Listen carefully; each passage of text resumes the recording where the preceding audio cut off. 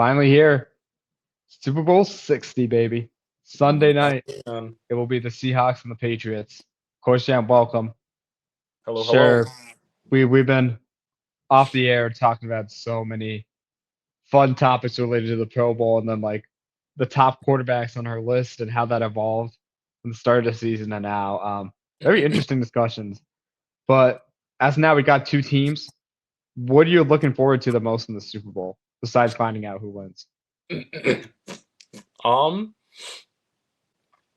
I don't know. I mean, obviously, just seeing how both the quarterbacks like perform at like the highest stage of the game, basically. Where obviously this is Drake May's first year starting as a full time starting quarterback. Seeing like how he can, I guess, perform in the Super Bowl. Obviously, that's like there's other factors than just being a big game, for this, but it's like that. And then we look at Sam Darnold, who for a majority of his career was considered a bust, led the Vikings to a 14-win season last year, was not re-signed by the Vikings, goes to the Seattle, where I think a lot of people had doubts of his ability to play because, they said that he wasn't great under pressure, and people doubted the Seahawks line. The Seahawks offensive tackles and Grace Bell have proven to be pretty solid offensive linemen this season. But, that was like the whole question of like, can he play with a lesser offensive line than what the Vikings had? And so, you were seeing like, can he stay composed when the pressure is at its highest, pretty much, which will be the Super Bowl. So I think kind of seeing both ends of the team, or both sides of it all, how the quarterbacks perform, and then also just seeing how the head coaches are able to make adjustments throughout the game, I think will be exciting to see. Yeah, I love how you said that because I think Mike McDonald's biggest strength is ability to call and sequence plays as a play caller. I think he'll be the first defensive play caller and head coach to win a Super Bowl if they win the Super Bowl. Oh. And that'll be the first time in NFL history. And I'm like, wow, like what happened to Belichick? Wasn't he calling plays and stuff like that? So that's maybe so that'll be exciting to see. I'm in agreement with you on the quarterbacks. I think specifically for Sam Darnold, like he's such a feel good story right now. How can you not beat the guy? But more particularly, think back to his NFL career. Like you have guys in the Vikings like Justin Jefferson, guys in the Jets like Jamal Adams commenting on it. What was the one thing we remember about Sam Darnold?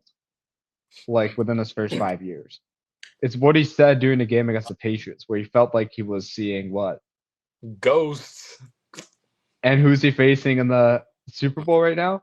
Facing the Patriots. Every step of the way, I feel like the past 2 years, it was kind of like, can Sam Darnold win the big one? Can he win the division? Didn't do it against the Vikings. They ultimately lost in the playoffs. So then this question lost the Rams. Then the question started: are the Seahawks true contenders? They ended up beating the Rams. Like, but before that, it was like, can you beat the Rams? The Rams are his kryptonite. Then he made the playoffs. Like, can he win in the playoffs? If he did that, can he finally knock out the Rams in the championship game and make it to the Super Bowl? He did that. What better way than a full circle moment for Sam Darnold to prove that he can win the big game in front of the entire world against a team that kind of started the whole questions about like, is Sam Darnold capable? Mm-hmm. And I'm not going to pretend like we were believers in him the entire time. Mm-hmm. He was drafted up high for a reason, but he will have rightfully earned Super Bowl win, Super Bowl champion, and potentially Super Bowl MVP with his performance. That's the thing I'm going to look at for the most. As far as like Drake May, he has a lot. He has a lot to win as well, right? Obviously, but like, how does he handle the big lights? Mm-hmm. I think for Drake May, it's not a conversation of like, because I think the Seahawks will win this. I'll just throw my prediction in there. For Drake May, I don't think it's a conversation of like, can he win the big one? Mm-hmm. It's more like, how does he handle the big game? And it's more like, what happens after the Super Bowl has been played. How does he take those inputs and progress to the next season and stuff like that? He has his whole career ahead of him. Obviously, the prime opportunity is here, but I don't think anybody's going to be like Drake May. You're never going to go back to the Super Bowl if they lose it.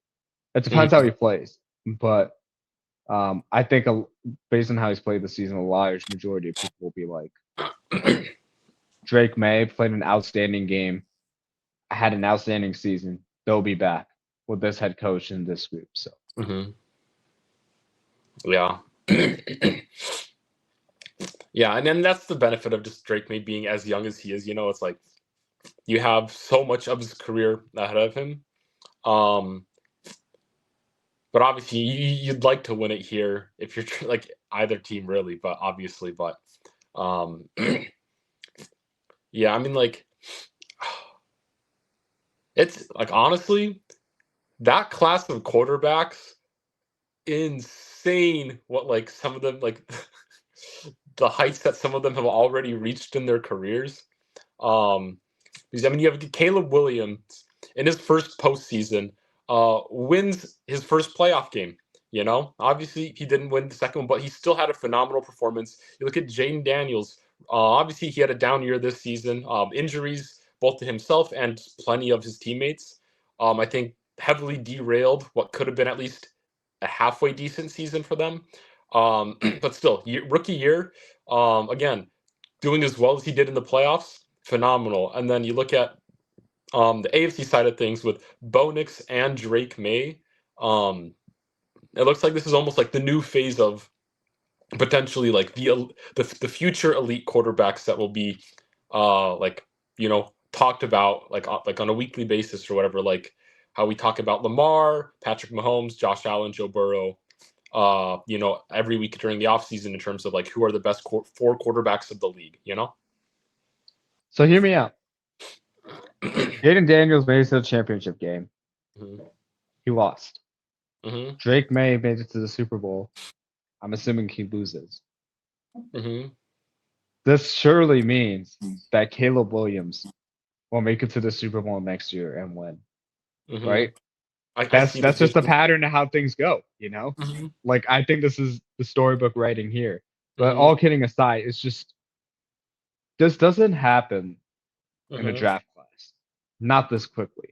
Like, what were we saying about the 2018 class or like the 2017 class? Like Sam Trubisky.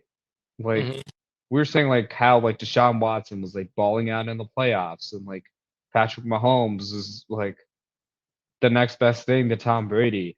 And then you see the 2018 play like MVPs and Josh Allen, Lamar Jackson, and like Baker Mayfield, like when his resurgence happened, and now Sam Darnold. Like, it's kind of crazy what this class is doing of 2023. 2024 right now. Like, it's pretty remarkable how quickly they've achieved in such a short period of time, and it gives me hope.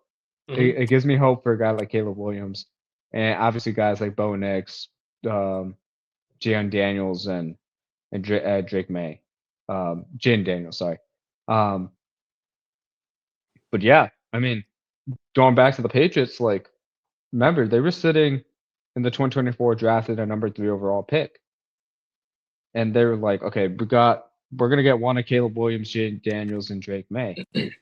And they were kind of stuck with whichever one the Bears and the Commanders didn't take, right? And they happened to have Drake May. And it's kind of crazy how things had turned out for them. Like, since they had the pick that like was the lesser quarterback than what the other two teams valued, even though they're all great. But like, I'm just talking about the sequence of the draft, right? Yeah. The Bears picked, okay, we think Caleb Williams is better than Jaden Daniels and Drake May. Otherwise, they would have taken. They wouldn't take Caleb Williams. They didn't believe that. Washington, same instance. But you have to think about it. They won 8 total games last season. They've coming off their 4-13 season with a first-year head coach in Jerron Mayo. They completely upended all the coaching staff, like, which were largely inexperienced, of like people first-time defensive coordinator, offensive play caller, such all first-timers. You bring in an experienced coach like Vrabel, and what's the first thing he does? He brings in Josh McDaniels. He brings in experienced assistants. He brings in Doug Marrone, offensive line coach, Thomas Brown, passing coordinator, who's already had stints with the Bears. Then you look at the roster. They committed $209 million in guaranteed money, or $364 million in total contract value. Like, you don't do that in free agency. That's like kind of taboo in the NFL circles on how you build a roster. Mhm. Yet where are they in the Super Bowl? Like even the draft, they excel really well. We talked about Will Campbell, Jared Wilson, 3rd round, 4th round safety, Craig Woodson. They're all expected to start. And in fact, the only guess how many guess how many members of the Pats 22 members, offensive defense starting lineup, started for them last year. How many? 6. Like more than 10 games. 6 people had started.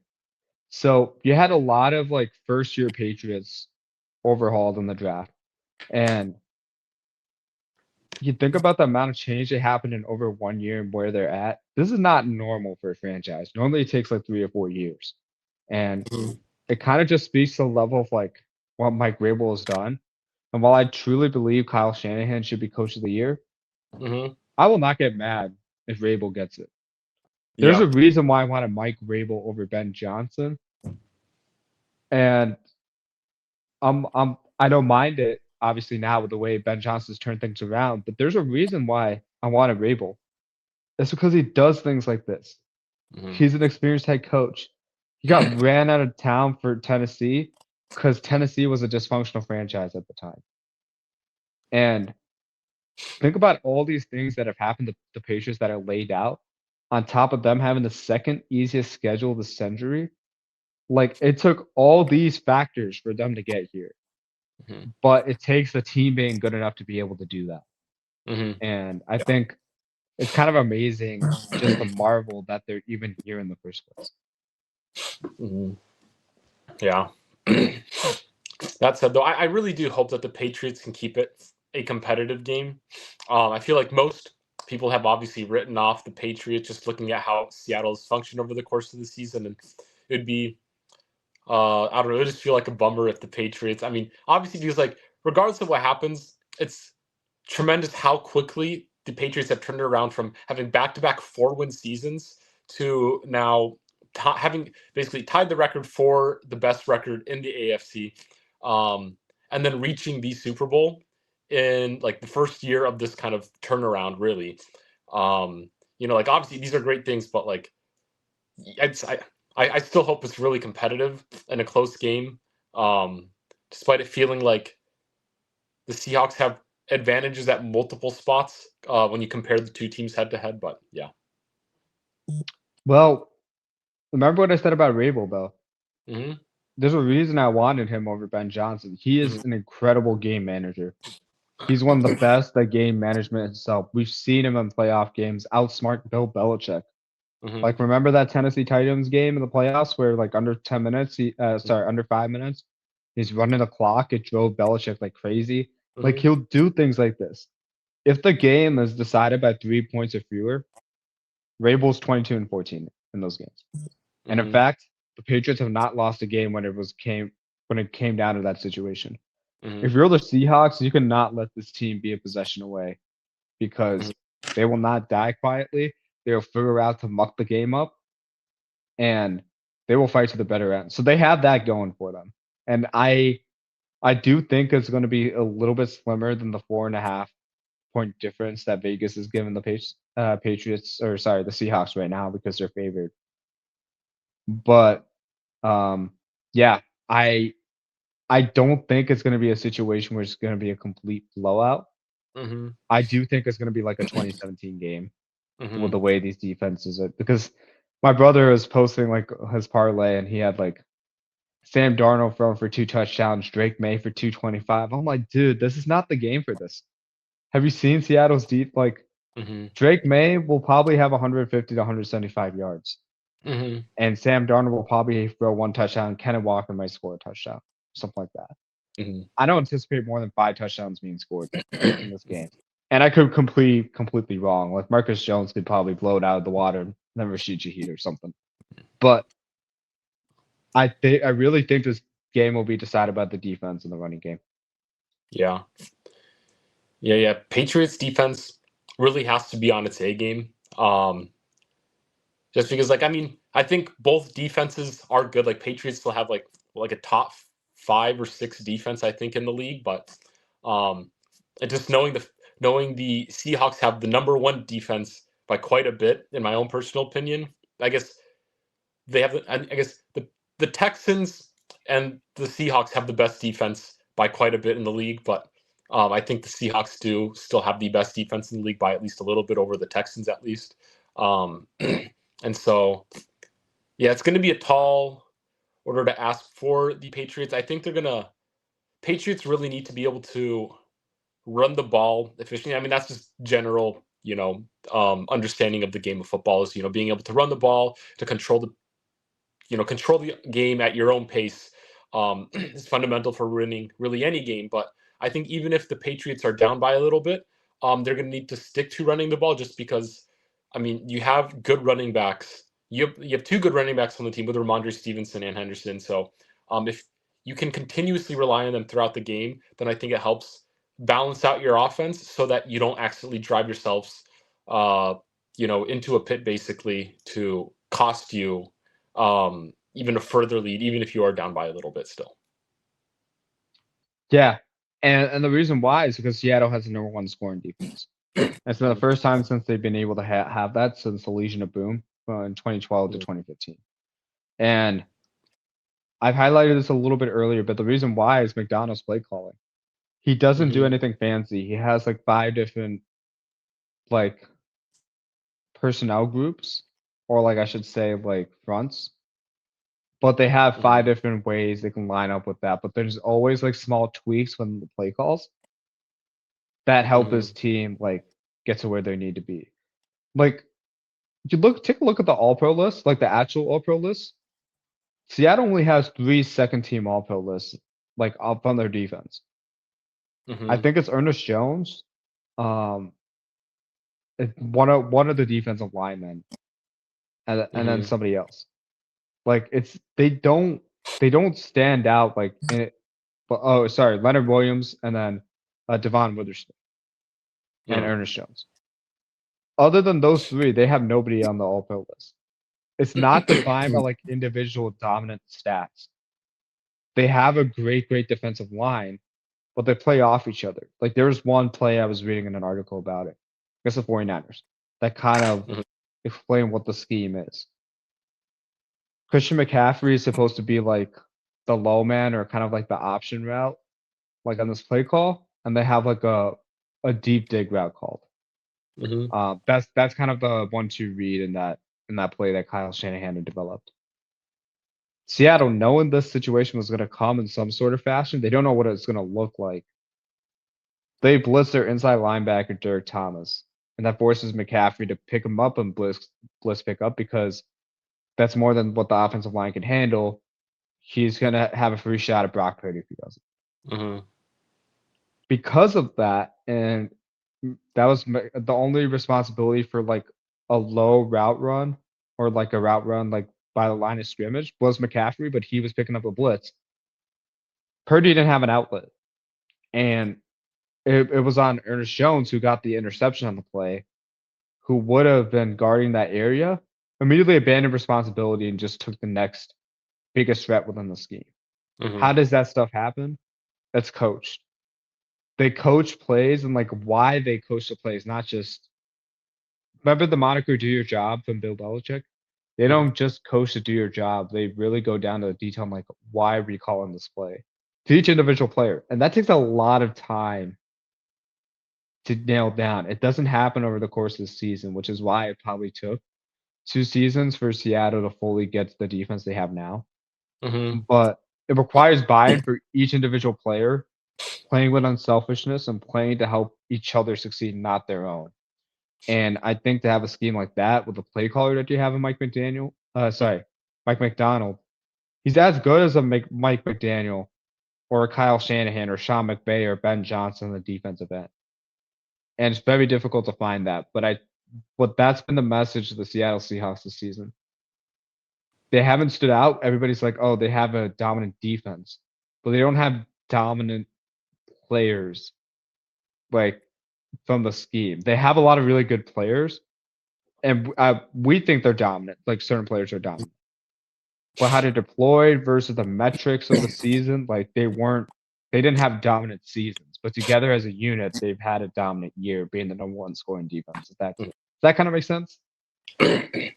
Yeah, I mean, I think to a slight extent, you do underplay how good some of these individuals are, despite not getting the necessary accolades of being first or second team All-Pro. But I do understand the scheme also elevates the players. But like we talked, like their defensive line only has one, or I guess Leonard Williams is like the one guy who he only makes second team All-Pro. But like Byron Murphy, we highlighted him.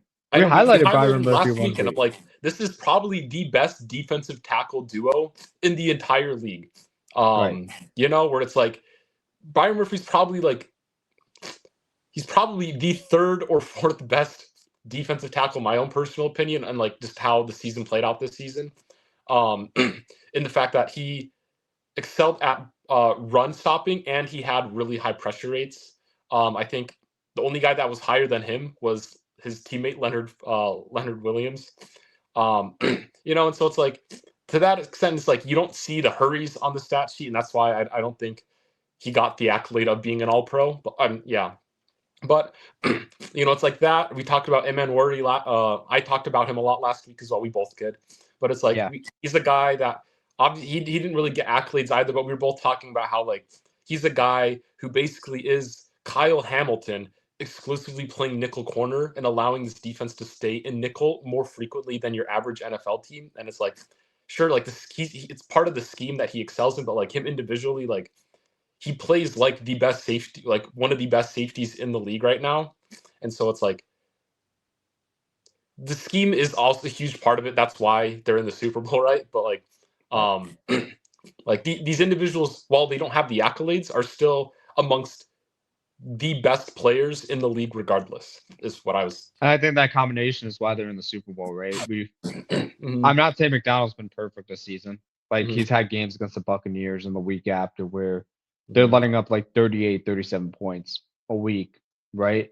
And that could be like overloading the game plan or like not having the right play calls for these situations. But like you've seen over the course of the season how this team has kind of evolved to the point where they play well off each other, and the plays you're seeing Eman Warrior make, Byron Murphy make, Tariq Woolen make, like except for last week, whatever dumb decision you made, or 2 weeks ago, whatever.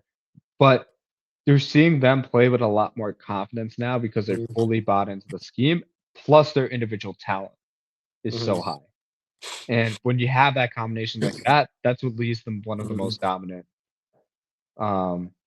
efforts. So yeah, I do agree. I did undersell it a little bit because the players are really, really good.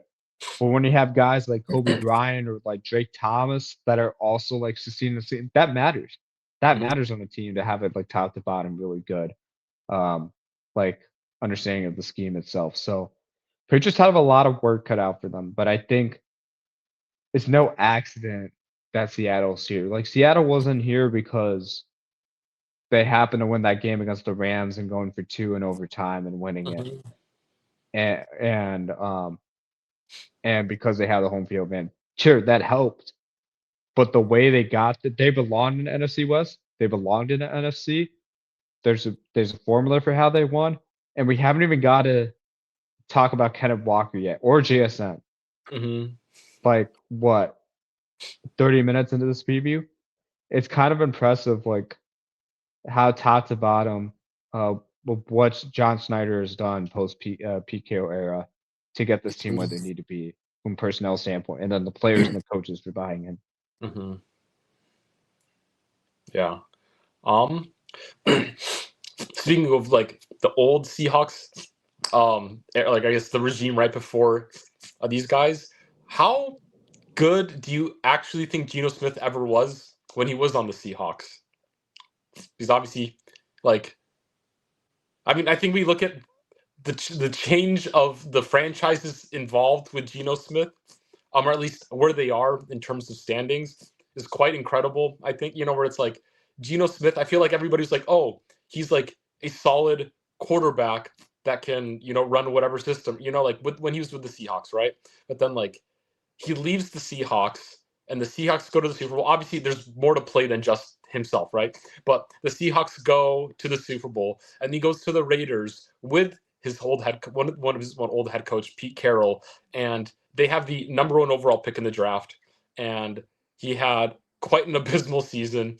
And obviously, the team as a whole has some play into that, right? But like, it's crazy because I think, at least personally, I know I thought this. I think you had like kind of thought this, and I know a lot of people had thought this, where they thought the combination of Pete Carroll and Geno Smith would have that team closer. Like they wouldn't be like a superstar team by any means, but they'd be a team that's roughly around that 500 mark. When you see Brock Bowers, the time Jacoby Myers was there, you see Ashton Gentry, Michael Mayer is, even though he hasn't really panned out, he's still a solid, number 2 tight end.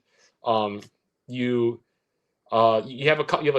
draft Jack Beck in the second, and it's like, oh, you have these pieces. Maybe this team comes together, and then they just kind of fumble all over. So yeah.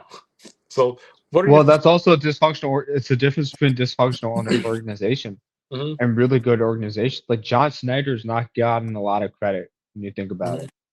Like he got credit for like the personnel with the Legion of Boom, but off of that, like we're now starting to see like what Russell Wilson looked like after Seattle, what it looked like when Pete Carroll left Seattle, what it looked like after Geno Smith was not in Seattle anymore. And you're thinking about the times where they were in Seattle and how much the synergy with the GM and the coaches was strengthened because of the presence of John Snyder. He's a really, really good GM, and I think he's probably second to Howie Roseman as far as like how to build a team. He's done a phenomenal job. And I think about it, like I think Geno had the most success because he had DK Metcalf, and their strengths mirrored each other so well and matched so well that his deep ball was on like full throttle when that happened. And then you can get the Tyler Lockett's open, the Kenneth Walkers, and like the other guys, like off of that because you had that fire punch, and he had Pete Carroll who optimistically buys into whatever works well works well. When you dump them into Las Vegas, that's a total culture reset, and those guys like Pete Carroll can handle it, but I don't think Geno Smith was ready to kind of take on the load of responsibility where like Brock Bowers and Ashton Gentry, they have completely different strengths. They're elite players in their own right, but they're not.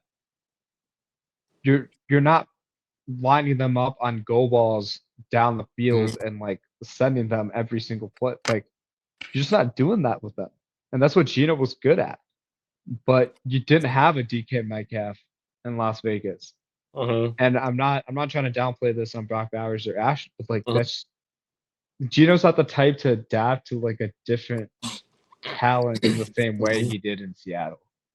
And I think we saw that. Versus with Sam Darnold now, current QB at the Seahawks, I think it's clear he can adapt to whatever situation he is in now because he saw it with the Jets, because he saw what it looked like in Carolina and San Francisco, and what it was like in Minnesota. And I think because of that, it kind of shows the difference between the different dysfunctional organizations and really good organizations. We want to make this a broader topic on what the heck the Jets and the Vikings were doing, but then also point like how great of a GM like Josh Snyder was. And this is seeming like a love fest on Seattle, but I think it's a perfect conversation when you're thinking about like who do you think looks worse right now, the Jets or the Vikings? Like, what do you think they're thinking in the back of my mind watching what's happened? They just fired their GM. Like, they got to figure out what's going on.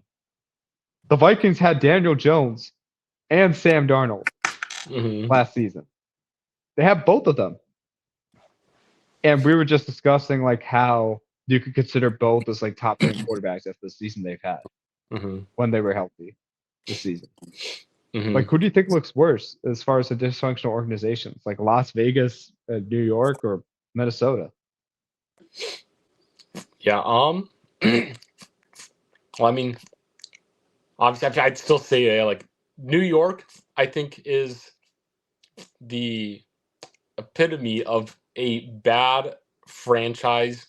Like the Jets are the worst franchise of the last like 2 decades. Um, and I mean, like we see, I mean, and then I think we look at like the dysfunction in terms of Sam Darnold. He leaves the Jets, and now he's, I mean, obviously a couple steps have happened since getting or before he got to the Seahawks. But yeah, he is in the Super Bowl. But then it's like, what? Like, because I'm thinking like theoretically, if Robert Saleh has a good season with the Titans this year, because he's now their head coach, right? I think it shows again to another level in which how bad, like how poorly managed of a team the Jets are, and then it's it was like what 2 seasons ago the Jets offensive coordinator, who was that? It's one of, oh my gosh, I'm blanking on. So there's Kubiak and then Lafleur, Mike Michael, Lafleur. yeah. He was the Jets offensive coordinator. I think when Saleh was there, and he was also fired. And so it's like if the Cardinals and if the Titans can have semi decent seasons, it'll go to show how impossibly poorly like managed the Jets are, due to the fact that the defensive, basically the guy who's calling their defense and the guy that was calling their offense, moved on to head coach different teams and found success in those respective teams. Plus, we see how the trajectory of Sam Darnold's career has gone.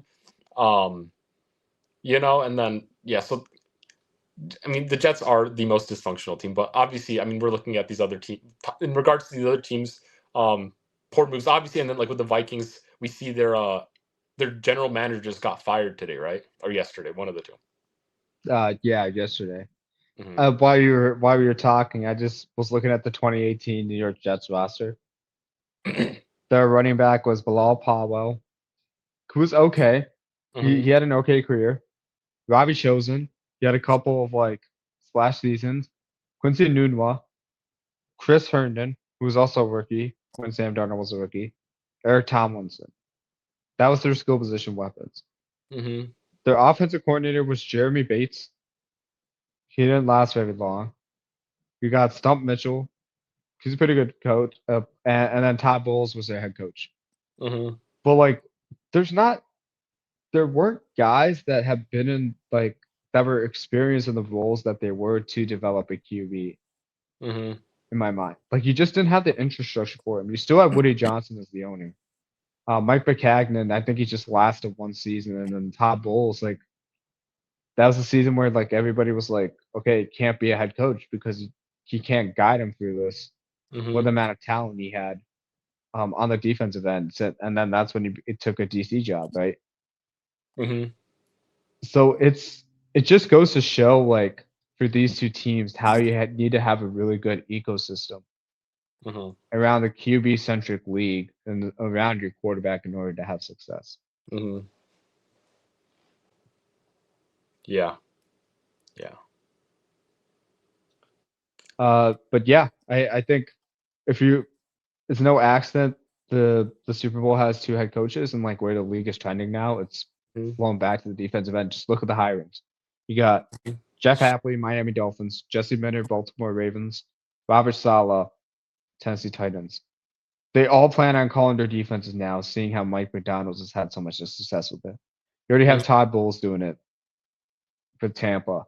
Um, I think that's also the thing to take away from the Super Bowl matchup here. But before I let you go, Corstian, who do you have winning this game, and what do you think it's going to take for either team to win the Super Bowl? Yeah. I think the Seahawks are also going to win this Super Bowl.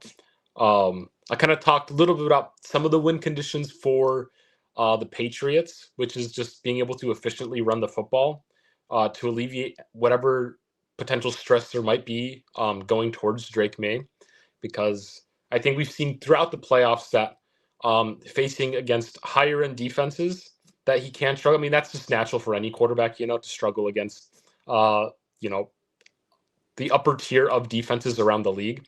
But I hope that the coaching for the Patriots has kind of taken that into account and is like basically done weekly adjustments in anticipation for, a tough defensive matchup on the NFC side if they do make it to the Super Bowl, which they obviously have now.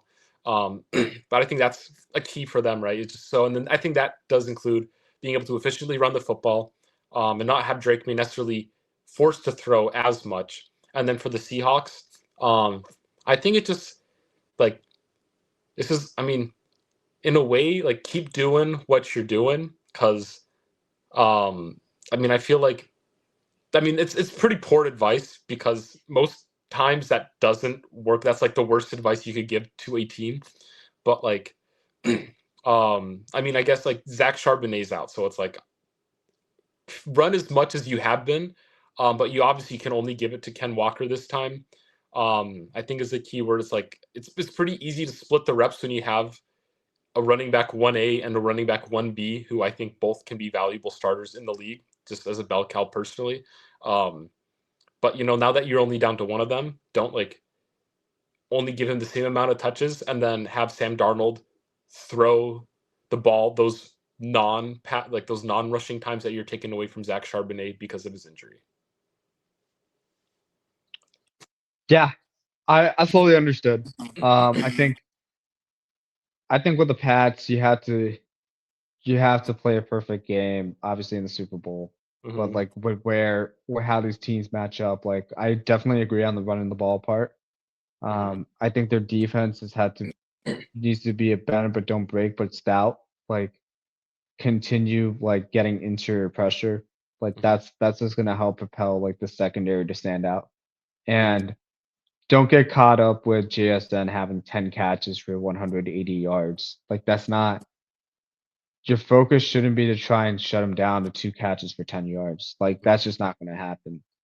I think you wanna shut down the running game, make this a pass heavy attack for Seattle, because Clint Kubiak's specialty is the run game. Sam Darnold plays really, really well when you have that run game supporting him. And you can get opportunistic if you make him throw it 50 times a game. And I'm not saying this is a let Sam Darnold win the game moment. That's not what I'm saying. I'm saying for this specific Seattle roster, you can't let them run the ball and like run it down your throat because you want against that defense, you want to win the time possession battle. You want to keep them on the field, get them tired because that's when the running game will take an effect in the third and fourth quarters.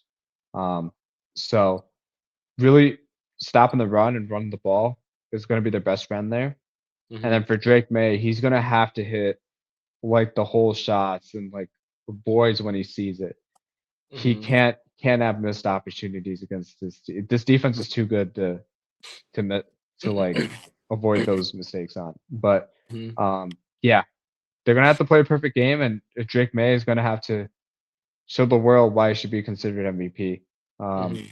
That's ultimately what it comes down to. And if he gets to a 3-point game, trust Vrabel because Vrabel's gonna pull through. Yeah. Cool. Alrighty, that'll do it for us, guys. It's been a great season. We're excited to recap whoever wins and like talk about the off season. I know it's one of our favorite topics, not because we have to recap game after game, week after week. It's because we both love the draft and both love the free agency part of it, where like every team's hope springs eternal. But for now, 2 teams have a chance at glory. We'll see who shall win. Rematch, Super Bowl rematch should be fun to see. But Corstian, any last words before we let people go? Nothing but peacing out. You heard him, guys. See you later. Yeah.